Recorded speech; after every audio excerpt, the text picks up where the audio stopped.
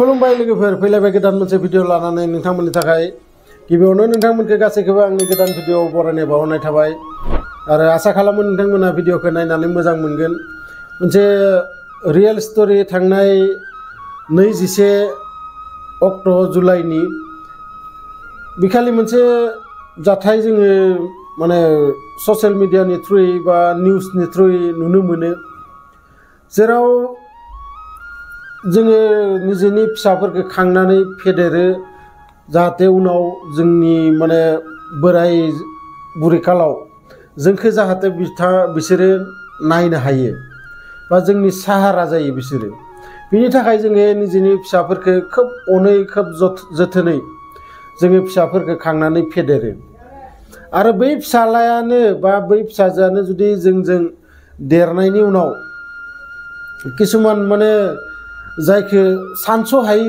नोंथांमोना बुंजायो, सानस'हायै किसुमान खामानि मावलाङो जायखौ माने बिमा बिफाया जेब्लाबो बेफोरबायदि बाथ्राखौ सानाखैमोन जे आंनि फिसालाया बा आंनि फिसाजोआ देरनानै बेफोरबायदि खालामगोन होननानै। गतिके बे भिडिअखौ नायबा नोंथांमोना आसोल खोन्थाखौ मिथिगोन। गतिके भिडिअखौ नोंथांमोना जोबजासिम नायलांबाय था। इउपिआव पुलिस थानानिफ्राय माने मोनसे खुलासा खालामनाय जादों जे ओरैथोरै एक्सुवेलि बै केसखौ जाय न'खरनि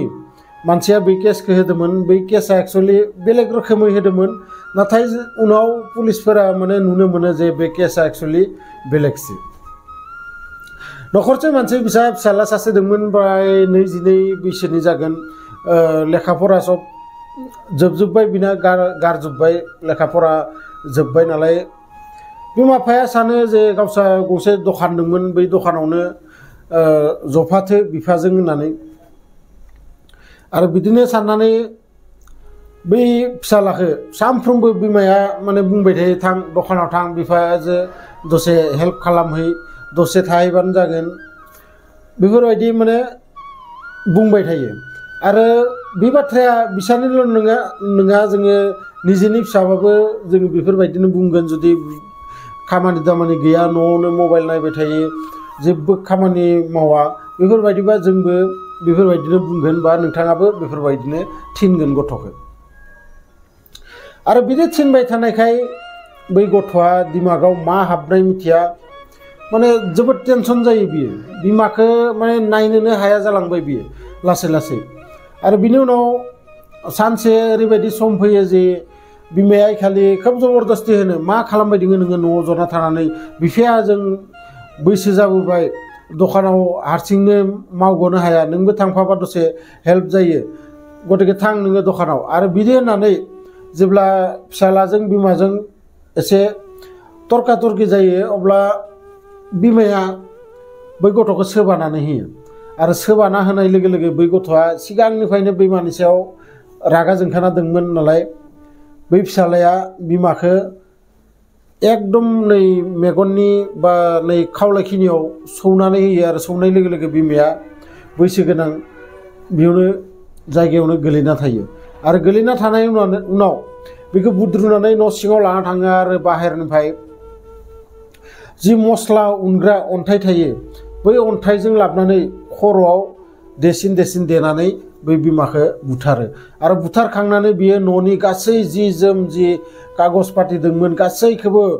माने जोंनिफ्राय जों आलाय सिलाय खालामजोबना दोननानै न'आव जि एसे रां दंमोन, आरो राङाबो एसेल' नङा, प्राय 5 लाखसो रां दंमोन, बै रांखौ बियो लाना थांनानै गावहा सिगांनो गुबुन सुबुंफोरनिफ्राय धार लाखानाय दंमोन, किसुमान एसे फिसा फिसा एमाउन्ट, आरो बै एमाउन्टखौ बियो गासैखौबो धारखौ फुजायहैजोबो। आरो बाखि रांखौ गावहा सासे लोगोनाव गारबोयो। आरो दसे उनाव बियो फैनानै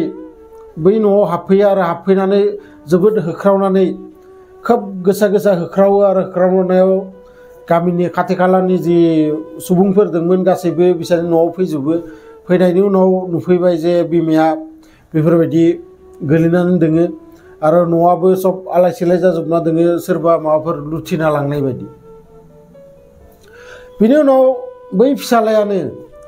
बै फिसालायानो पुलिसनो फन हरो आरो फन हरनानै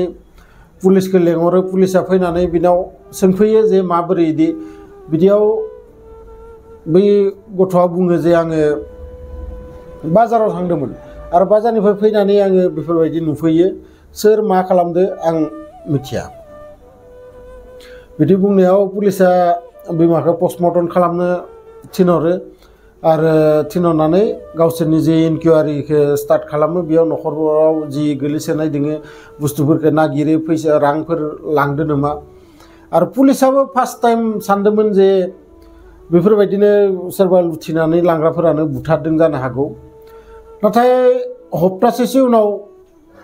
माने बिथांमोना जेबो माने उपायखौनो मोनासै जे बे केसखौ सल्भ खालामनो थाखाय रावबो ओरैबायदि सासे मानसि गैया जेराव माने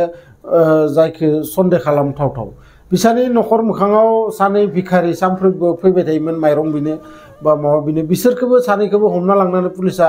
सोंख्ल'यो नाथाय बिसोर सानैया बुङो जे जोङो बेफोरबायदि खामानि मावाखै उनाव बै माने फिसालानि जि मबाइलनि सिडिआर गासैखौबो दिहुनो आरो दिहुनबाथाय बै मबाइलनि लकेसना जेब्ला बिमाया थैयो बै थैनायनि समजों कारेक्ट बै लकेसना बै बिमा थानाय जायगायावनो माने खोन्थियो आरो बै खोन्थिनायनि थाखाय बै फिसालाखौ पुलिसा हमना लांफिनो आरो लांफिननानै बेखौ दोखो बुग्लिनायनि उनाव बै फिसालाया गासै बाथ्राखौबो फुलायैनो खोन्थायो गतिके नाय लोगोफोर नोंथांमोना निजेनि फिसालानि सायावबो आजिखालि माने फोथायनो हालिया माबोरै फोथायनो सासे फिसालाया जुदि बेफोरबायदि खामानि मावोबा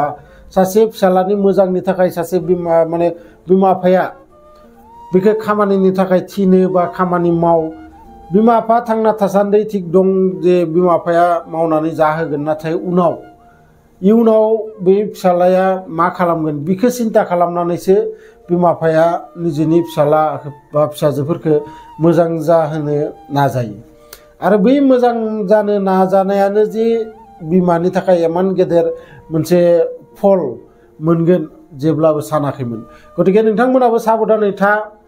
बेफोरबायदि जाहाथे फिसालाफोरखौ माने इमान गाज्रिबो माने बेबहार दा खालाम जेब्लाबो फिसाला देरबोनायफोराव खारन दाबायदिनि जेनेरेसना माने बेलेग धरननि जेनेरेसन जायखौ माने सोरनि दिमागाव मा हाबनानै दङ रावबो माने साननानो मोना गतिके जायखिजाया नोंथांमोना भिडिअखौ मोजां मोनदोंबाथाय लाइक शेयार कमेन्ट खालाम लोगो मोनगोन बिदिनो मोनसे इन्टारेस्टिं भिडिअ लानानै नेक्स्ट भिडिअआव गोजोन्थों।